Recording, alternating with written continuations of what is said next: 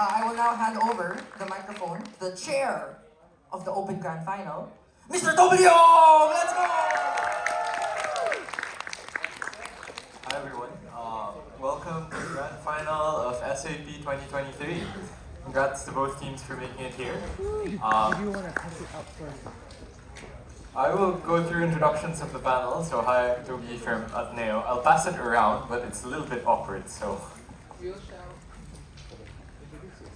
Hi, Paolo, Taino, Hili, all the best. Hello, my name is Gab, he, him. Congrats. Hi, my name is Beatrice, Cuizon, she, her, they.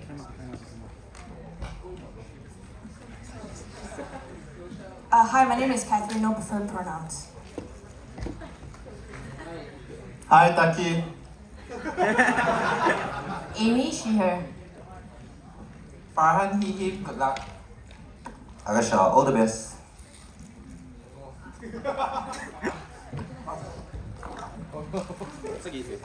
Thank you.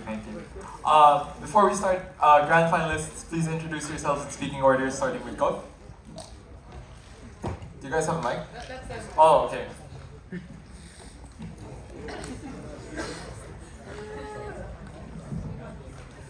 Hi, I'm Arjun, going as Prime Minister, he, him pronouns. Hi, I'm Nonne, going second in reply. Hi, I'm Uma, I'll be speaking whip. Good luck! Hey, Kat! Oh, nothing's doing reply. Hi, TJ is working first. Hi everyone, my name is Ian, I'll be speaking second reply. Hi, I'm Veta speaking third. Alright, thanks. Great everyone. Without further ado, on the motion that is broadcasted there about knowing your faith, let's welcome Prime Minister here.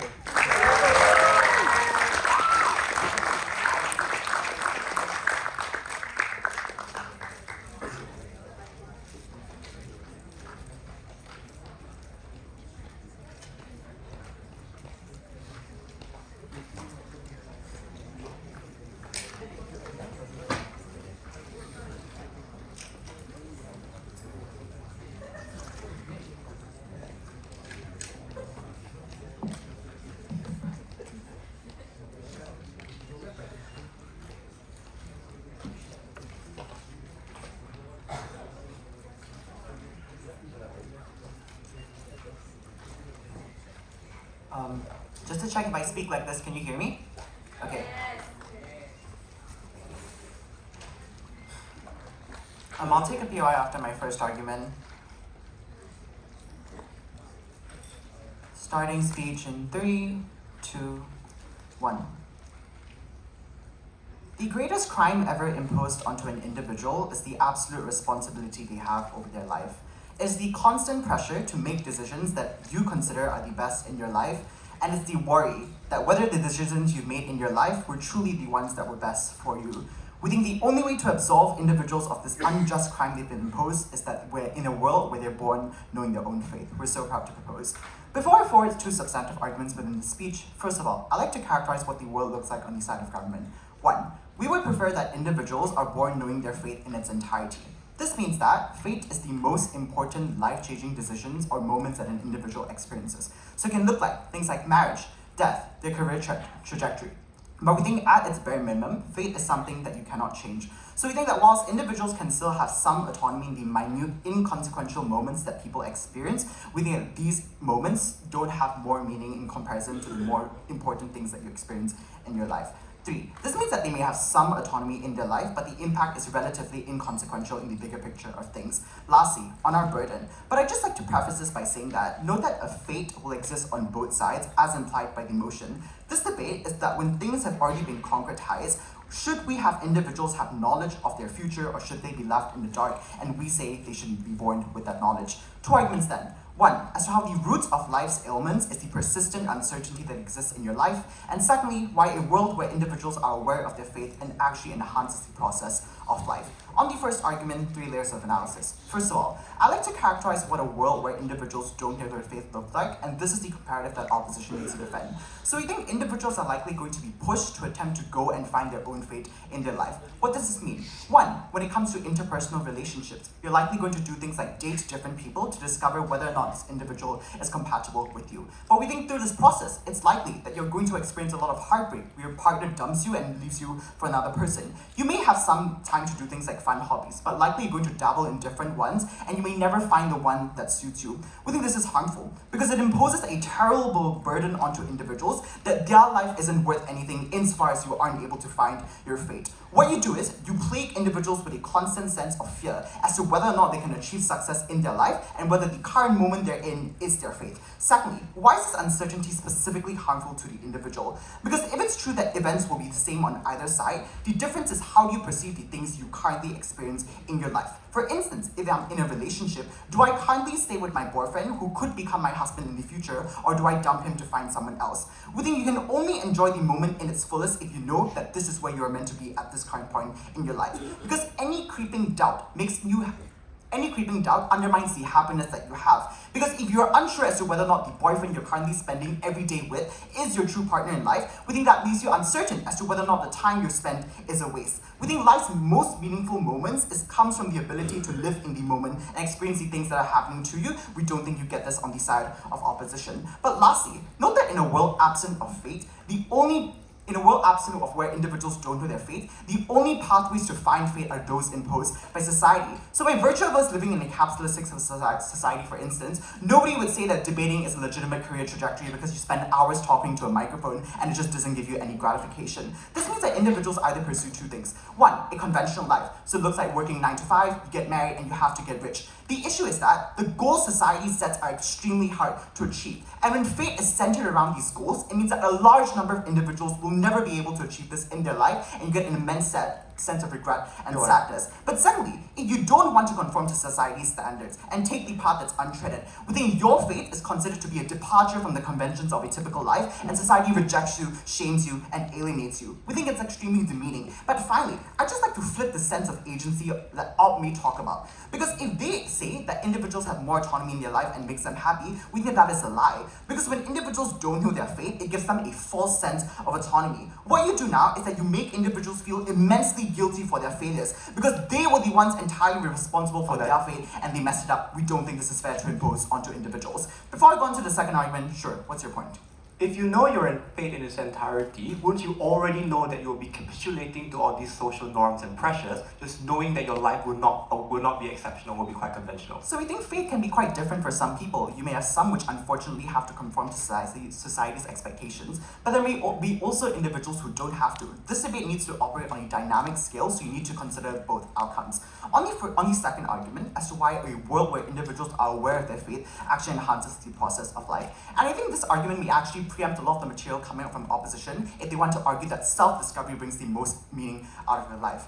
One, why exactly are individuals better able to approach failure on the outside of the house? Because when you're uncertain to your future, we don't know where we're going, individuals keep questioning whether the single bad event they experience will leave a lifelong mark on their future trajectory. For example, if I'm a journalist currently, but I write a bad article and individuals shame me about it, under their side of the house, it's likely that this individual will leave the field forever because they're worried that they'll never be able to succeed in this field. The issue is that maybe in the future they could have become a journalist who writes for the New York Times, but because of this single bad event, they give up on that field entirely. On the outside of the house, if you tell individuals that no, you will be able to become that successful journalist one day, they'll be better able to deal with the failure because they don't consider it to be a reflection of their merit, and we think they're more likely to find the hope to continue fighting in their life. But we think this leads me to the second part of my argument as to why we think individuals are actually able to better improve themselves when they have an idea as to what is their final position in life.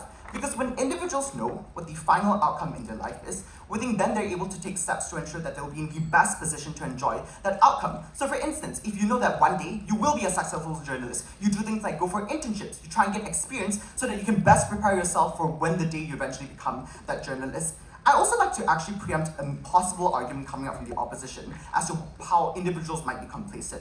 We think the reason why individuals won't be complacent on our side of the house is because reality still exists. You still need to survive on a day-to-day basis. So whilst you can continue to live, we think individuals will still be able to live their lives. But we think moreover, you actually get more motivation on our side of the house because when you're certain of the end outcome, you know that all the sacrifices you're currently making are worth it and that none of your time is wasted. On their side of the house, if you don't if you don't experience success immediately, we think that is where you feel the strongest feelings of regret. Now, when individuals are certain of their future, we think that is when you're able to make the best form of limited time in your life, because you're able to allocate it to things that you want to do. Life is short, and we ought to make the best of it. Propose.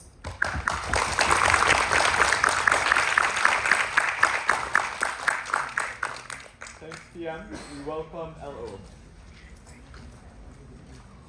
Woo!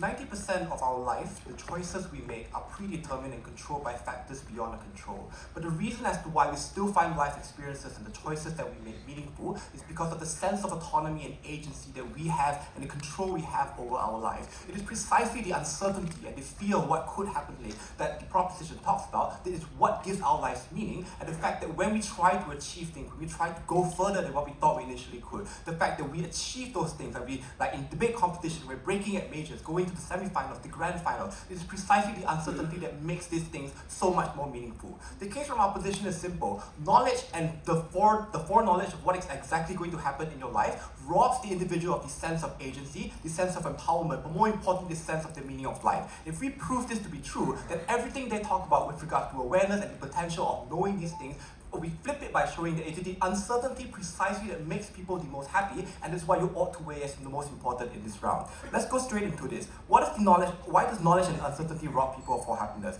Note that happiness and meaning literally comes from uncertainty, like not knowing whether you're going to get to the semi-finals, like not knowing whether that girl you ask you think is hot is going to go out with you, not knowing whether your business venture is going to succeed. It is precisely because you don't know, but you still choose to try anyway, because you believe that the speculative probability of success is high, is what precisely brings that meaning to your life. So when good things happen, when you achieve success through struggle, the uncertainty and the possibility of failure is precisely what makes victory and the achievements of success so sweet and so meaningful, so memorable towards your life. But the converse is also true. You probably won't always succeed. You will often fail. It is the hope that you will succeed and what keeps you trying. It keeps you trying again and again. The lessons you learn and the value you add to the people around you. It is precisely the sense of uncertainty that's what keeps you driving further and further. But more importantly, it is that sense of sadness that can contrast with the success and the happiness that you face. So at the point where you do achieve success and you do achieve what you set out to do, or even far beyond that, this is precisely what makes that experience so meaningful in your life. On the comparative, full knowledge of your faith and the entirety of life known to you means you know, like in your life, you already know you will not get into the university that you want. You already know that your friend will stab you in the back. You already know you are going to win a debate tournament. You already know your parents is going to pass away on a certain day. All of these things robs you from the experiencing those events in this entirety and in its fullness, because you already know it is going to happen. More importantly, you are powerless to stop it or change it, because the events of your life seem a lot less meaningful in comparison. Here's where I want to have a direct response towards what the Prime Minister said. On this, with regard to the things like knowing your fate means you are better able to prepare yourself for life, for instance, I think that they cannot have this because their fate is already predetermined. They already know the entirety of their life trajectory, which means that any small choices that don't really affect their life in a meaningful way, is going to have a positive impact on their life. That means to say, they cannot claim, you know you're going to be a journalist, you can prepare yourself by going going and visiting other journalists, for example, because their fate has already been predetermined and they're powerless to stop it. That means they have to debate in a world where you already know how exactly your life is going to unfold and there's no possibility of changing that. Before I weigh this out and explain why happiness is the most important stuff or why this makes you more happy, I'm happy to take that point. So a sense of empowerment is a privilege only afforded to the successful. If you're going to be empowering and claiming all of your failures, what happiness are you feeling? But that's the thing, you don't know, right? It's the fact that you don't know whether or not you're going to succeed. The fact that you don't know whether you will be empowered is what pushes you to try. But more importantly, whether you succeed or fail, it is the fact that you believe you have control over those choices that what makes those choices really meaningful at the end of the day. So, why are people happier in our side of the house, or like this individual in question? There are 4 reasons. The first is the uncertainty and the unexpectedness, the all things that I discussed earlier. It is because a compliment is more meaningful if it wasn't expected from someone that you really respected, for example, and they said that your speech was good, or you look really good today, because you didn't expect it. That gives you a better experience and a better feeling when it comes. If you know it is coming 20 years in advance, you're already expecting it, then it just isn't as meaningful and as happy for you any longer. But we flipped it by showing that sadness is infinitely more on that side of the house, because I think it is fair to say that an average individual, such as the actor in this motion, is probably not going to succeed at every single thing that they do, which means the very painful failures that is going to come in their life, of their parents passing away or a significant other breaking up with them, is something they are going to know years in advance. And the years of suspense and tension of knowing that this is going to end, this is going to fail, is what gives you this impending innate sense of doom. So if it is true that the fear of the unknown is what makes people unhappy, I think it is a fear of known pain and known sadness that makes life infinitely worse under that side of the house. Precisely the unexpectedness and the uncertainty that what gives life meaningful and happiness. The second is the sense of autonomy. So PM is right, Ops is going to talk about autonomy and things, right? I think it's also fair to say that a lot of the choices we make are predetermined and are constrained by social factors in our life. But that's okay, because it's an illusion of choice that is important. The belief that we can change our life, that is what truly makes us happy. And I think the intuition for this is basically that this UBI program in Canada, right, where they gave direct cash to homeless people in Canada instead of directly giving them welfare programs and welfare goods. No more, please. The difference is, in both worlds, whether you directly gave them welfare or whether you gave them cash, the things that those people bought were like 90% the same. They want food, they want water, they want clothes, they want essentials, they want groceries. But the difference is that they will massively happier if they had this sense of control over choosing which of those things to buy, which of those consumer goods to consume and make their life happier. And the proof of this is essentially that this new UBI program showed a 20% decrease in homelessness as a result of its implementation. What this proves is that this sense of autonomy, even if it is an illusion and not entirely real, is very, very impactful in making your life happy and making your life meaningful. The third reason is because of experiences. Experiences are defined by your emotions associated with events in life. If you know that your father is going to die, when that event happens, you feel extremely sad. But the converse is also true. If you know that your father is going to perish like 10 years from now, then you are going to feel very you are not going to have that same intensity of feeling when that particular event happens. And what this means is that you don't experience events in your life to its fullest extent, and given that our identities, our memories, our lives, the meaning that we derive from the things we do is very largely influenced by the way we feel about it, your inability to access and to feel strongly about the choices that you make and the impacts you have on other people's lives robs you of that experience and the meaning of life. The last aspect to this happiness is relationship. Related to the sense of emotion, your experiences with others and the memories formed through mutual experiences is what precisely forms those bonds and forms those relationships and forms community with others. If you already know what the community is going to do, if I already knew that my team was going to come to the finals, then I would have, the experience of going through the preliminary rounds, the quarterfinals, the semi-finals won't be that meaningful, and I won't be as strongly bonded to my partners as I am right now. It's precisely because it is uncertain that I'm really trying to try those things together, which is what makes this experience meaningful and what forms strong relationships. The comparative is you feel isolated and disconnected from your community, and that's why your life is worse off. For all those reasons, your life is significantly unhappier if you know what's going to happen, and that's why uncertainty in this case is the best.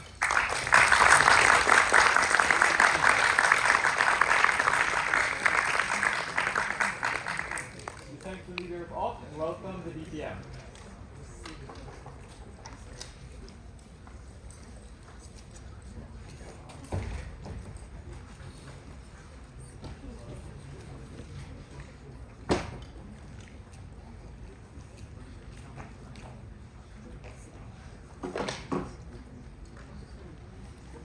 Hello, can I be heard? Alright.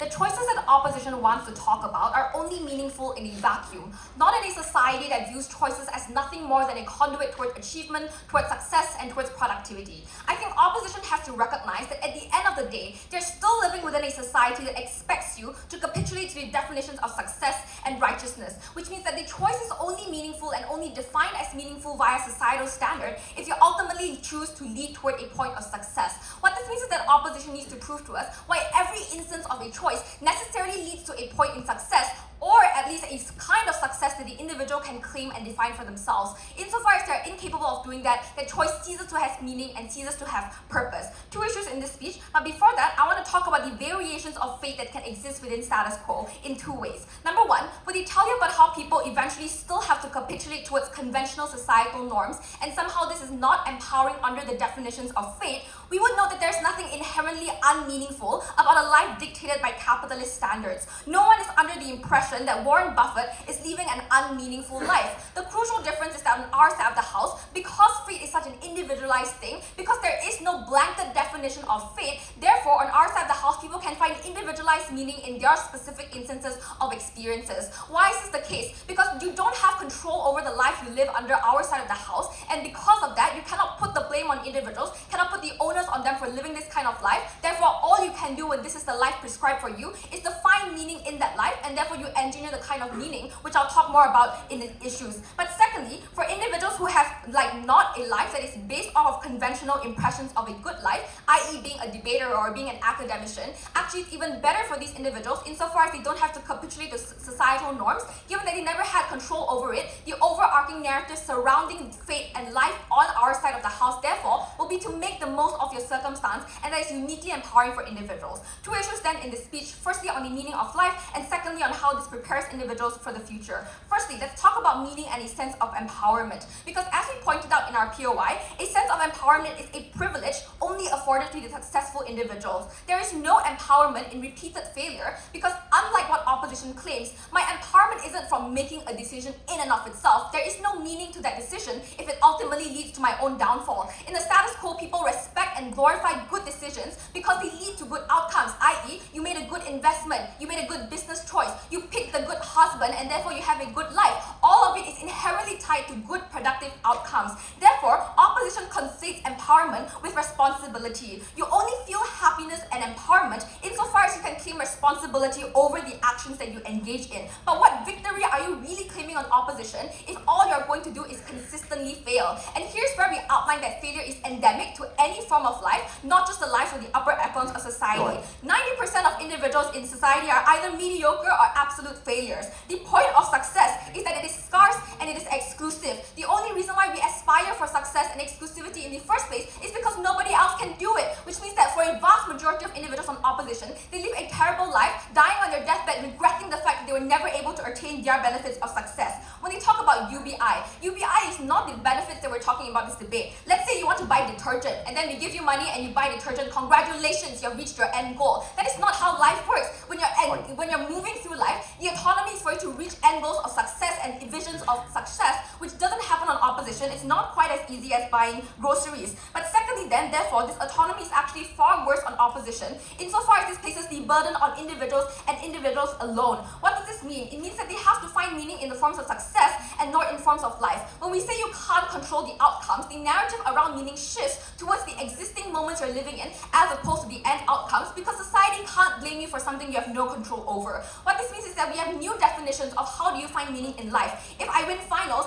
I'm not going to be happy or remember the ballot 20 years down the line. I will remember the feelings that my teammates shared with me, the moments that we enjoyed, the small instances that would never exist on opposition because they were so fixated on the outcomes that were to occur. What this means is that on our side, we create the definition to engineer such meaningful moments. Because you can't control the end outcome, you might as well be happy where you stand. Individuals have the incentive to seek positive reclamations of their identity. Insofar as they cannot seek any form of changing the outcomes, then they're likely to seek meaning where they stand. Before I go on, I'll take a point.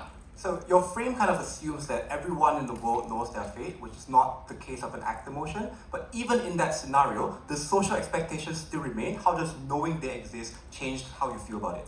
So we say that if you want to know about how you actually wait, just because this motion is actor debate doesn't mean that everyone doesn't believe in it. I think this actor debate doesn't characterize who the actor is, so it's fair to assume that everybody across the board all generally opts into this narrative. But also, this doesn't apply just to societal narratives. We say that if you personally don't believe that this is something that you can control, then you're less likely to blame yourself as well, because societal narratives tell you you can control your life, you should shape your life and things like that, but that doesn't happen if you literally know objectively you can't change your life. But I'm also going to talk about this in the third substantive then, about how people who are condemned to terrible instances of fate, i.e. those that don't capitulate to society's standards of success. I think the first is to question the definition of bad faith, right? So the status quo, you only buy into a conceptualization of bad faith because of the uncertainty in the future. So you can have narratives like, if you start off poor in life, it's okay, but if you die poor, it's your own fault. All of that doesn't exist anymore because they literally can't blame you when you never empirically chose that outcome. Even internally, at least, you will never blame yourself because you know there was nothing you could do. Why is this important? We think because human beings inherently require meaning to make their life colorful, and the nuance now is that we're able to construct meaning within the parameters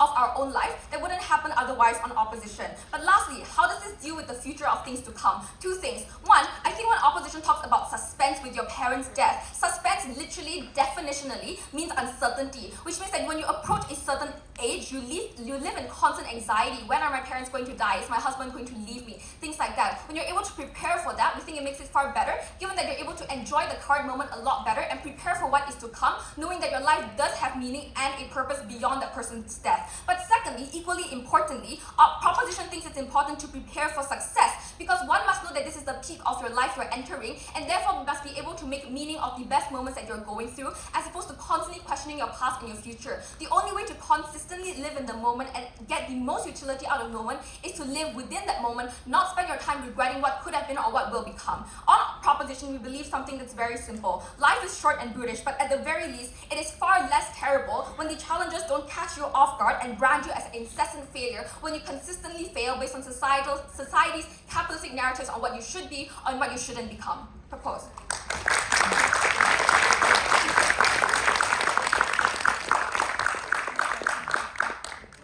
Thanks, CPM Yellow.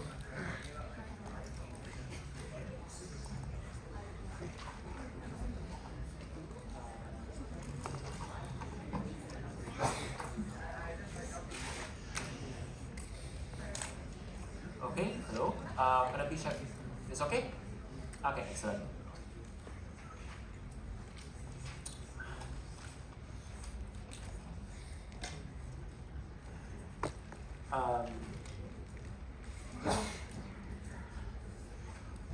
All right.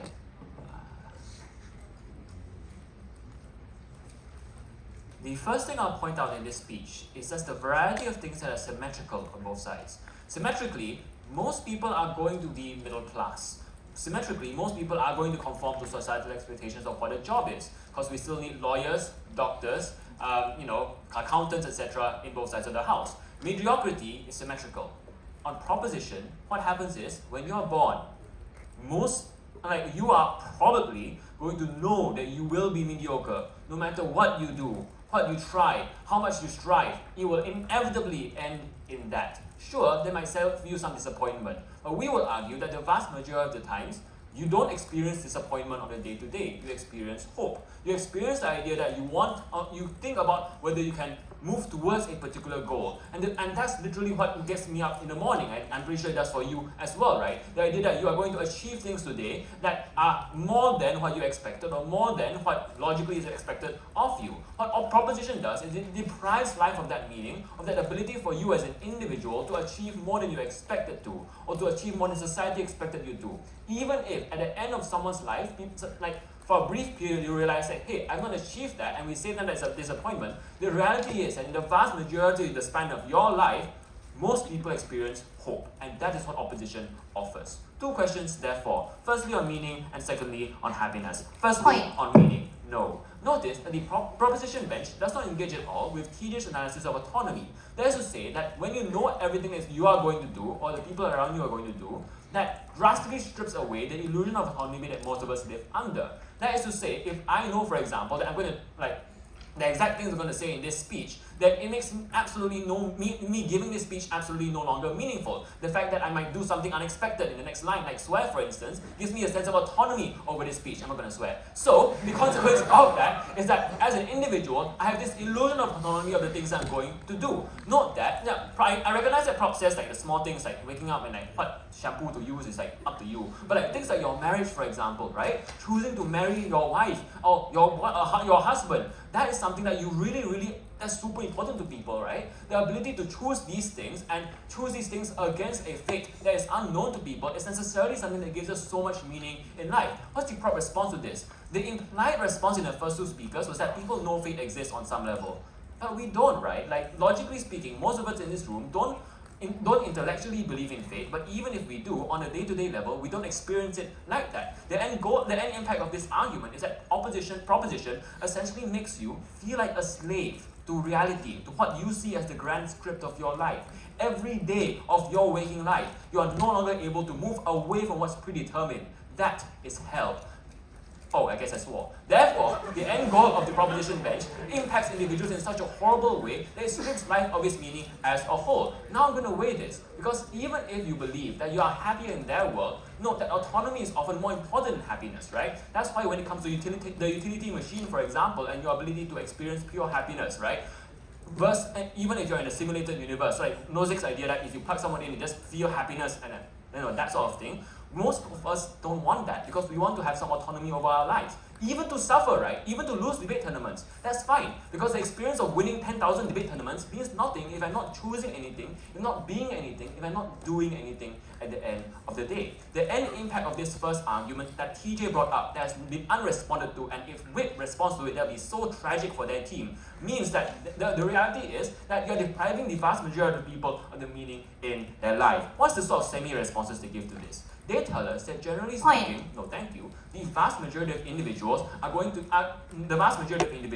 fail. That is to say that you can only gain empowerment from meaning from success. That's factually untrue. The reality is that when not only the most empowered people in the world are happy, right? Like generally speaking, most people can find happiness from things that are not necessarily the extremes of material success. So it's not just Warren Buffett we're talking about, right? Like middle class people and most people have romantic partners who can give them lots of happiness. They have children, a source of joy for people, right? The idea that you are crafting someone to be in your image. All of these small things are also sources of happiness and sources of autonomy that proposition deprives people of as a result. The end of this clash is simply that they deprive people of meaning in their lives, the ability to choose, the ability to be your own person rather than a puppet of fate. And that is why they've lost this debate. Second question, therefore, let's engage them on their metric. Let's say we're purely talking about happiness, the happy juice, right? The serotonin that hits your brain, the point at which you are experiencing these things. The main thrust of the proposition is that generally speaking, sadness sucks, right? You blame yourself, you're uncertain, and you're anxious, and you might want to make better choices as a result. Note that I have a couple of responses to this. The first is that it doesn't matter what choices you make, right? You're still going to end up there. So the idea of making better choices isn't necessarily a thing. In fact, we would argue that in a lot of instances, choosing things and acting in ways that, no thank you, don't get you to your end goal can also be a source of meaning and happiness as well. So I don't just want to date my one future partner, right? I want to date multiple people. Because multiple partners build me to be a better person and also give me happiness in that process of dating multiple people. I don't see what this example put from first. But the next response I give to this is TJ's analysis, I'll take you in a second, that all happiness is pointless, the point at which you know is coming. Think about it, right? Why bother joining debate tournaments if you know you're going to win? There's no happiness to be derived from that. And yeah, now I'll hit that point. So no one wants to be a failure, right? Autonomy over choice doesn't mean autonomy over outcome. Do you suggest someone will look at their rags and pennies and say, well, at least I wanted this, right? Well, maybe, so the thing about failure and success is there's no point at which you're looking at your pennies and your rags and failures and things and going, I'll never succeed again. We as human beings can always at least look at our condition in life, no matter how old we are, and go, maybe things can get better from here. You deprive them of that. And the reality is that most people are going to end up in rags in your world as well. That's symmetric, right? But the reality is on prop. They know they're going to end up in rags, no matter what they do. That's so much worse than anything we offer. So back to my argument. So notice that there are sources of happiness, not only for people who are materially successful, but also people who are just getting unexpected benefits or unexpected happiness, right? So random sources of success, like literally just very small things as well. Literally playing video games and playing chess, for example. Every game in the world, every every TV show in the world is dependent on some level of uncertainty, right? The reality is that happiness is what opposition deprives individuals of as a result.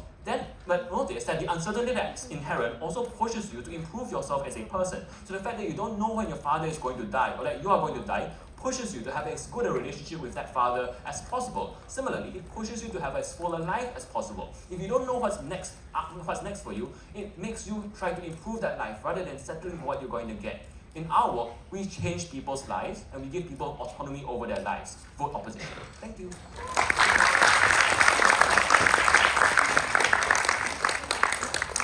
Thanks, Yellow. Welcome, Gabrielle.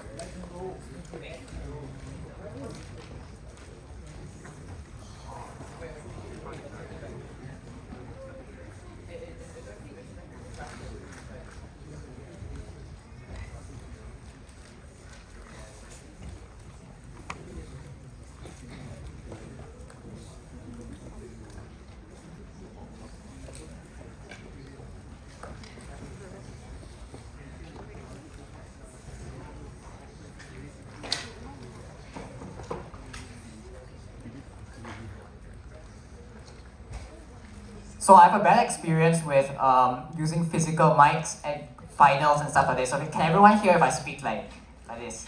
Like if I accidentally go like this, can, right? No. Okay. Let me try something.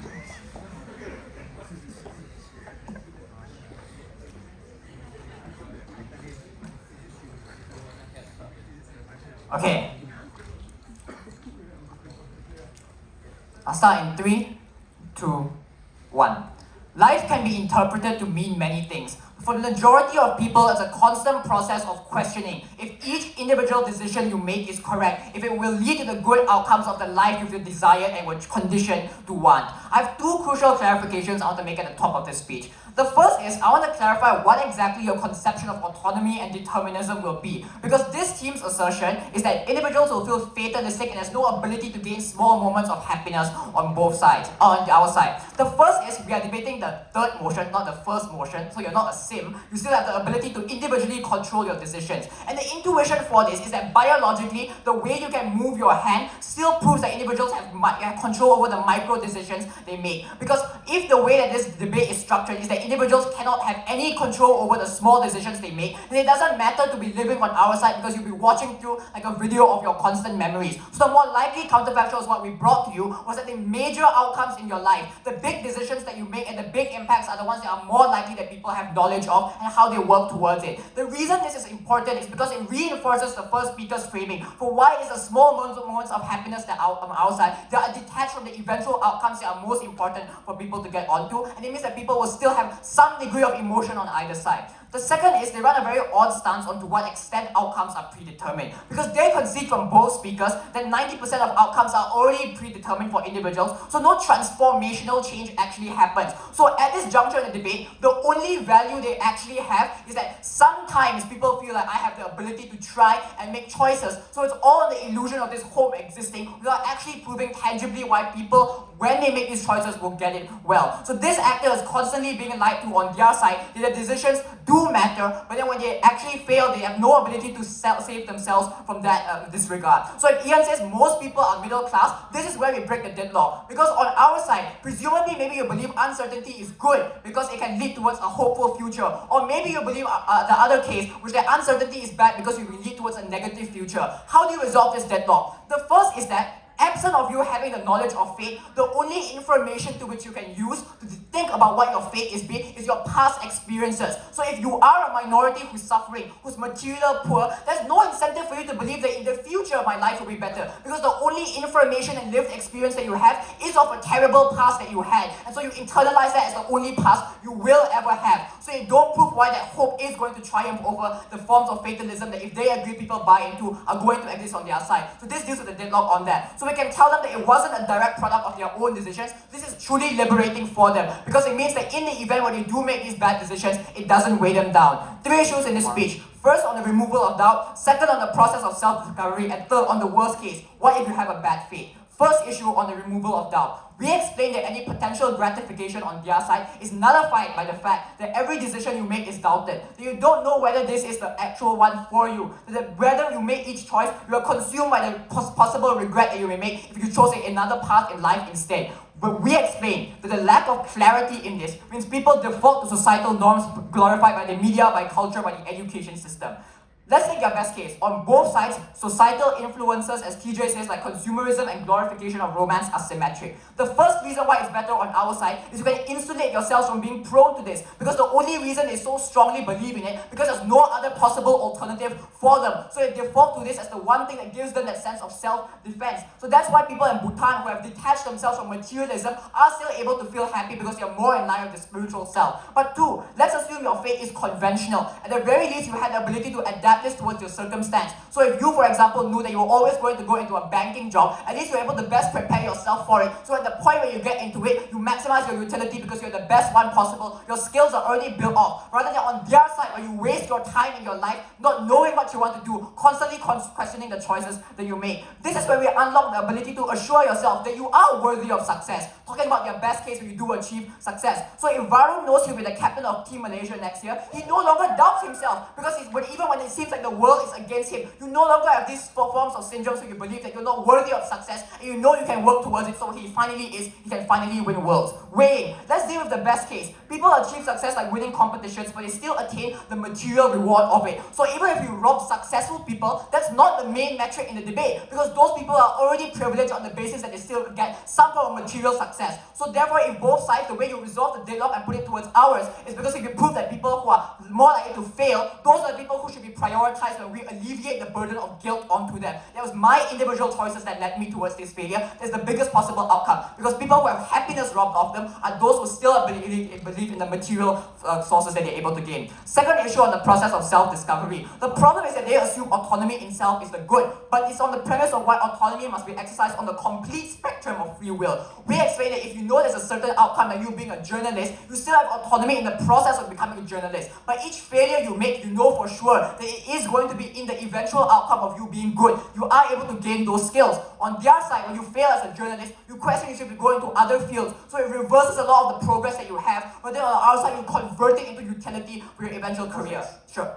Umar, life is the same, 99% the same, under both sides of the house. The difference is what you know and the meaning you interpret from it. Why is it better for a black person to settle for not being more discriminated rather than believing that actually can create societal change? Because he's already discriminated, as you concede. So the difference here is that if your life circumstances are the same, the worst possible thing you can do to them is to tell them that it was your choices that always led towards you having this, leading towards this outcome. Because you can't possibly say people believe in free will and determinism at the same time, but when the black person does it, he is able to know it's not his fault. That's convenient. You have to debate in one case or the other. What's the weighing for this? If you believe the first clash on uncertainty being good or bad is a wash, what we're able to get is people maximize the self-discovery here. So if you believe that self-discovery and the process is important, at least each success and the process of you developing something is in line with what is going to be your eventual outcome. So if you're going to become a journalist, you'll do it within the field of journalism rather than other things. Third, what if you're sentenced to a bad fate on the our absolute worst case? Here's where the framing from DPM and PM,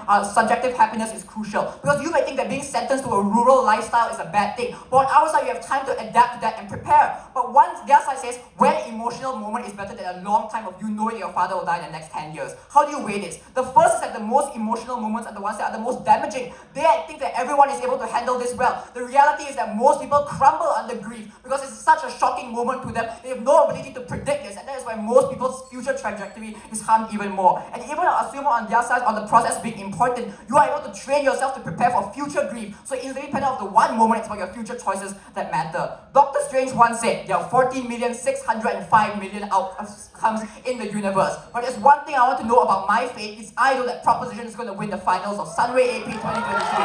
Very proud of the folks.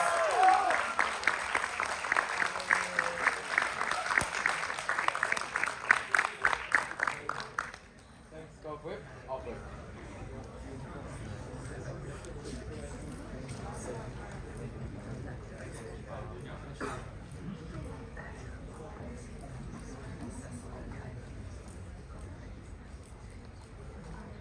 Hi, am I audible? Cool.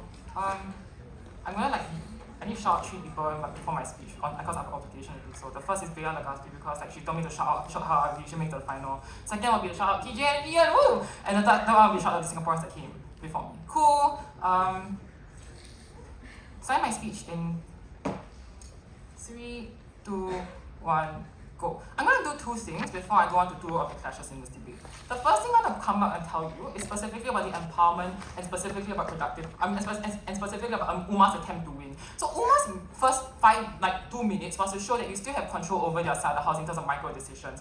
The premise here seems to just to be it seems to be that choice is a good thing anyways. That's why Uma tries to co-opt it. In which case, if anything, then most people want control for more important decisions versus the color of shirt I'm going to wear. So Uma says, but you have control over things like the color of shirt you want to wear. Precisely. If this is true, and I find me in these small decisions, what more the bigger ones, right? That is to say, if I pull Uma's concession to its fullest corollary, that means that both of they essentially concede to our side's entire case in terms of the ability to be good. Number 2, in terms of things like cosmetic stuff and things like cooperation, yay me, I chose this shade of color, but it also doesn't seem to really mitigate much in terms of the loss of choice on their side of the house. Second thing is that they say that society will not blame you. Society will also just never celebrate you either, and that is horrendous, right? That society doesn't really care about you, and the apathy does not measure up to the fact that society blames you. They're meaningfully the same. Because when society blames you, society doesn't give you resources. If society is apathetic towards you, society also doesn't give you resources. On their side of the house, they cannot claim that society has any meaningful change in terms of the way in which they change. Because in both of those things, the meaningful action and outcome still remains the same because society still blames you on either side of the house. If society still is extremely non sequitur towards whether the individual's choice. So there's 2 claims in this debate therefore. The first is the hyperfixation on the outcomes. The second is how does certainty and how do people react to certainty. And the hyperfixation on the outcomes. On their side of the house, those bad outcomes are not worked around. What do I mean by this? If you take a look at all 3 speakers, check your notes, that there has been no mechanism in first and second or even third as to why people are so at peace with those bad outcomes. And that's the biggest logical leap that they have made on their side of the house. We give you 2 reasons why. Number 1, because any good within this vast, brutish world seems minimal at best. Right? When you are prescribed a life where specifically you are going to be terrible, you have to brace yourself for the fact that you're terrible. Number 2, in terms of confirmation bias that exists, to confirm that you are indeed not special. So I'm going to flip their framing here. Their framing here is that you are confined to a world in which no one ever, you're confined and shackled to a world where you're shackled by your decisions. The converse here is that you're shackled to an identity you cannot opt out of, right? What do I mean by this, right? That you are confirmed to be not special. You are confirmed to be the 99%. That you are confirmed to be the average individual. That you're confirmed to be that bad debater. The converse on our side of the house seems to be that you're able to conceive of a life where you are a good debater. That if I put in enough effort, I am a good debater. Why is this important? Because if you're going to talk about shackling and it happens on both sides of the house, our side is the only way you can opt out of an identity you don't like. So if you are poor and you attempt to use your choices to become better, I can consent out of poverty, or at least have the conception I can do so. The comparative on the other side of the house seems to be that you continue to shackle them in terms of the ability for them to consent out of their identity. That's what makes it so punishing, right? This response is important here because the ability to plan is a bad thing, because if all relationships are planned, then it's just arbitrary at best. So the counterfactual here is that if my dad's gonna die in 25 years, I still think I have 25 years versus the fact that my dad doesn't have very long to live. I cannot tell, so you're likely to stay in the hospital bed. The converse here actually is also you're likely to cherish the smaller moments because it's always unexpected.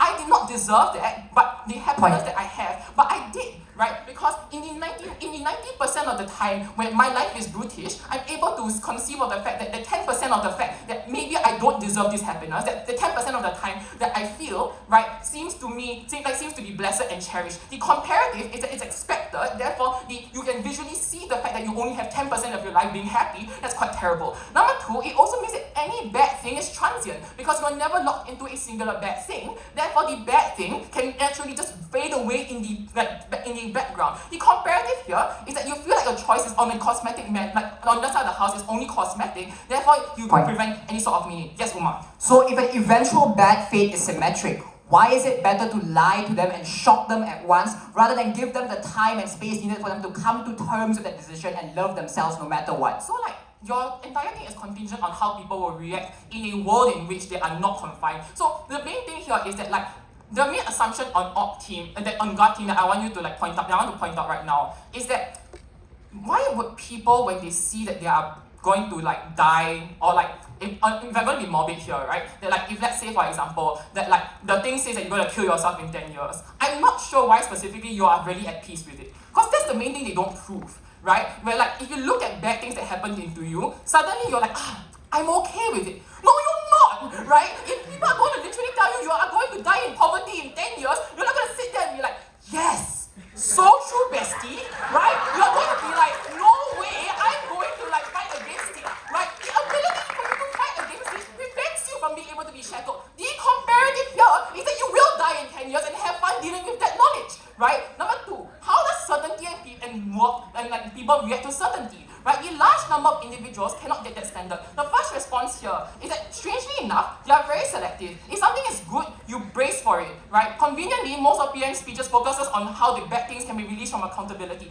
But listen carefully here. It has to work both ways. You can take none of the credit of your achievements. I cannot take credit for standing here because if on the other side of the house, because, well, I was expected to stand here, right? It is not because of your efforts. It's not because of the fact you tried. It's because of the fact you were destined to be here, right? The issue here on the other side of the house is that it has to work both ways as well, right? This response is important for two reasons. Number one, because the happiness that they tout also claims no credit, so your life also has equally no meaning. They can't claim a positive meaning. Number two, subsequently, it means you enter limbo. The anticipation of the success comes with nothing. If I win this finals, no one celebrates for me because I'm going to win anyways, right? The second response here is that, and then that's the final response, auxiliary, is that bad things continue to cause your anxiety. So they say there's anxiety when you try new things. There's also anxiety when you know you're going to die in 10 years. There's also anxiety when you know you're going to die in 25 years. There's also anxiety when you know you're going to die in poverty in the next 10, right? You brace yourself for the bad things, which also necessarily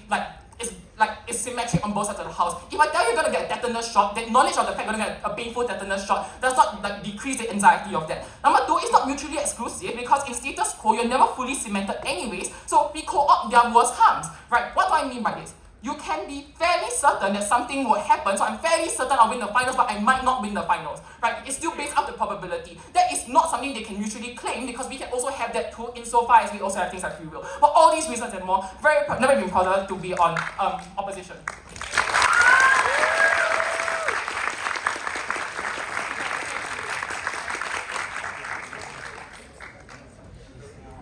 We thank the opposition whip and welcome the op reply to close it for op-ed.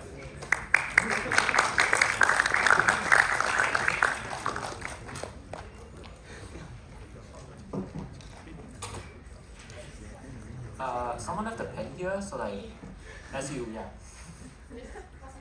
Okay, fine. Before I begin my speech, I'd like to also thank waiter and DJ. I realized I forgot to do it. Thank you so much for tolerating me. Yeah, okay. Alright. So, at this point in the debate, right, the proposition's case relies on a trade-off.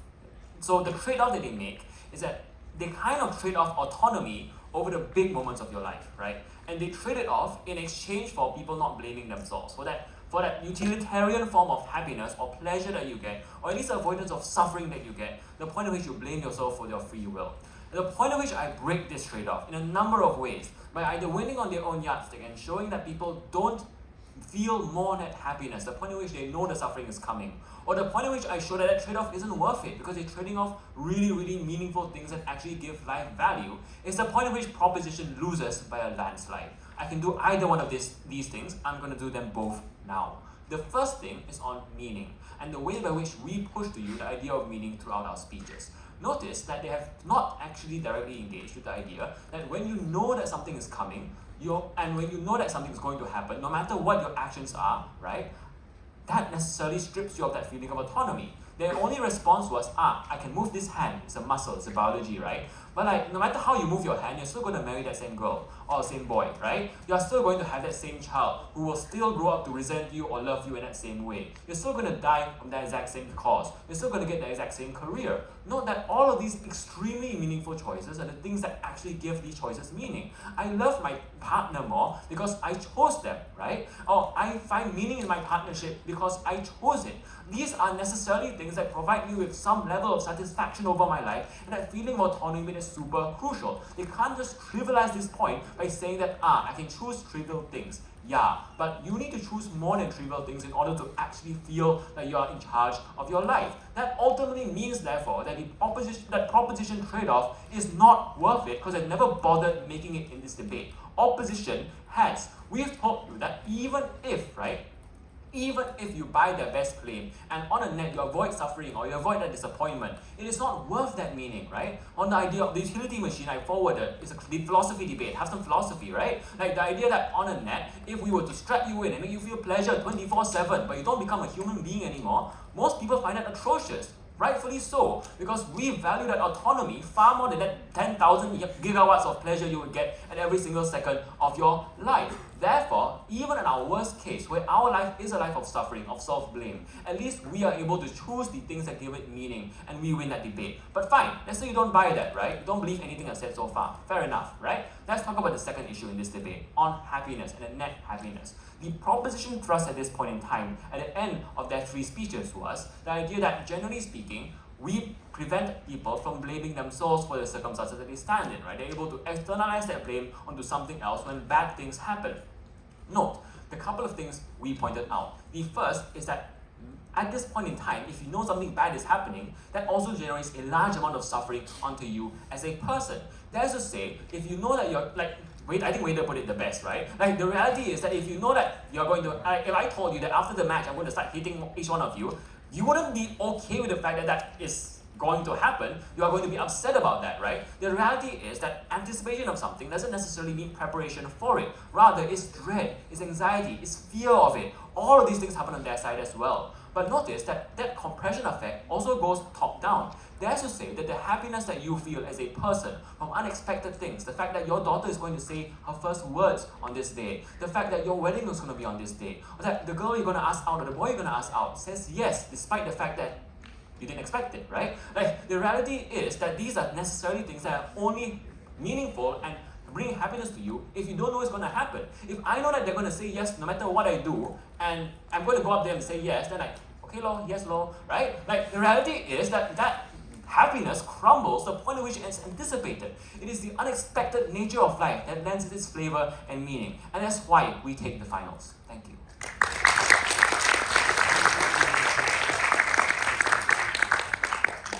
We thank the opposition reply and close the debate. We welcome Gov reply.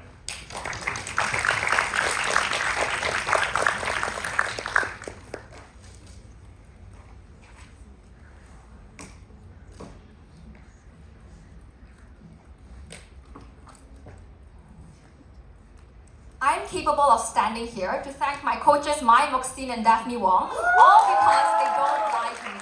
They tell me the truth. They tell me when I fail, and they tell me when I'm wrong, and it's because of all of those certainties that I'm able to be who I am today. For opposition, hope is nothing more than a temporary suspension of the cruel, painful reality of failure. It is going to run out of steam because eventually everyone will be dragged back to the reality that you are a failure, that the speech was terrible, that when Daphne said good job, she was only lying. And that is what we stand for on proposition, the truth for individuals to decide for themselves what life is and what meaning must become. Two things to talk about in this speech. Firstly, let's talk about meaning in life. Opposition says meaning in life comes from autonomy, but here's where we point out all the analytical leaps that opposition attempts to lead us through. Opposition, it's time for you to look at your notes, your lack of analysis. Hope doesn't make autonomy meaningful, the outcome does. We told you about two things. One, societal influences that make sure a choice is only meaningful because of its outcome, but secondly, your own analysis about moving your hand, putting on a shirt, buying a bag of rice. All of these are meaningful because you had control over the outcome. You could pick the bag of rice off the wall and say, this is the brand that I want. But what happens when you don't have control over the outcome? What happens if you choose to come to a tournament and you lose in spite of your trying your hardest? All of these you don't have control over. If my hand is on on the steering wheel, but the car drives off into oblivion, I am symmetrically helpless. I am symmetrically disenfranchised. What this means is that on our side of the house, the meaning that opposition says is so valuable, how I define myself is I define myself by my failures. I define myself by my inability to succeed. That is not inherently meaningful. That is not inherently empowering. I might decide my own failure, but I will never look at it and say, oh my gosh, this is exactly where I wanted to be. Secondly, what is our pathway to meaning then? I think we would posit in the absence of that autonomy, the alternative perspectives of meaning would be more individualized to the individual. We talked about how the memories that you make, the physical experiences you go through, the small instances that you don't have control over, but you're able to decide this is what I want to prioritize the most, this is what I want to keep with me as I move forward into the future. These are uniquely empowering as opposed to nothing you can control on opposition.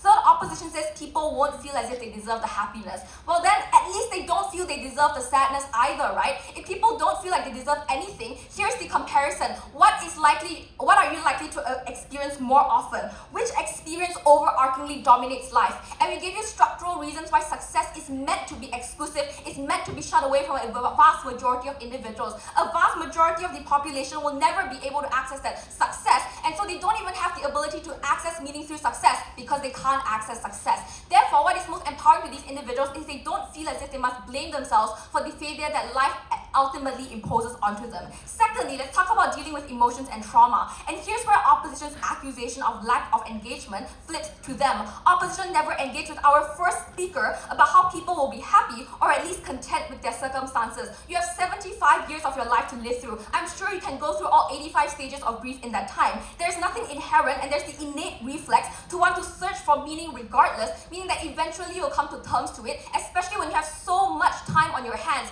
Time is an ample resource on proposition when you don't have to spend time thinking about what could have been. But lastly, let's talk about trial and failure. If people are going to have to engage in this process of trial and failure regardless, we would posit two things. One, opposition assumes that everybody deals with failure well. I think that is very bold words coming up from a speaker standing in the finals of a tournament. Not everybody can deal with success and failure the way you deal with it. We think most individuals can't deal with it properly because societal narratives tell them you must be ashamed of yourself. But why is this important? We take away the self-blame because we say this failure has a meaning, this failure has a purpose, this failure prepares you for a future in the outcome. For instance, becoming a better journalist, becoming a better debater, having something to look forward to, having a future that is not defined by your current instance of failure makes everything worth it in the present moment. And if opposition wants to talk about failure, they should do so when they're not standing in the finals of a tournament. Propose.